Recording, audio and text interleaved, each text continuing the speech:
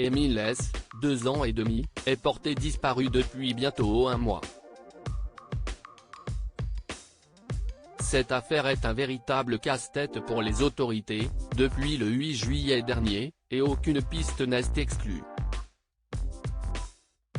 Le temps passe et aucune piste ne peut être écartée. Le petit Émile S., 2 ans et demi, a disparu au Vernet le samedi 8 juillet 2023 et, depuis, rien ne semble rapprocher les enquêteurs d'un éventuel élément de réponse. Alors que la France entière recherche cet innocent visage blond, un drame ressurgit du passé, datant de l'année 2019. À l'époque, un incendie criminel avait ruiné un hameau situé non loin, à une douzaine de kilomètres, et avait détruit 4 maisons dont l'une appartenait à la famille d'Émile. Elle avait été achetée, dans les années 1960, par son arrière-grand-mère maternelle. À l'époque, les enquêteurs avaient découvert des systèmes de mise à feu dans les bâtiments détruits, avec plusieurs départs de feu distincts observés. D'où l'assurance qu'il s'agissait d'un incendie criminel. Depuis, les investigations n'ont pas vraiment avancé et le hameau du Boulard, situé à Beaujeu, est désormais bien vide.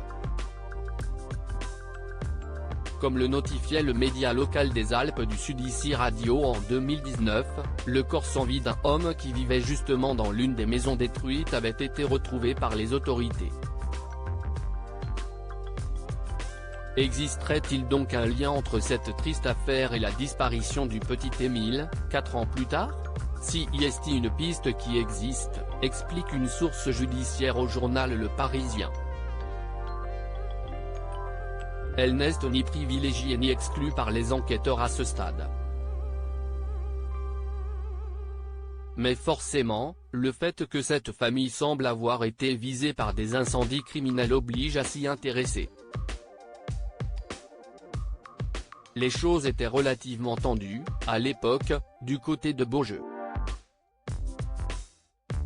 Selon le journal Le Parisien, toujours, quand elle s'est installée au hameau du Boulard dans les années 1960, l'arrière-grand-mère d'Émile était accompagnée d'un groupe de jeunes aux idées plutôt marquées très à droite.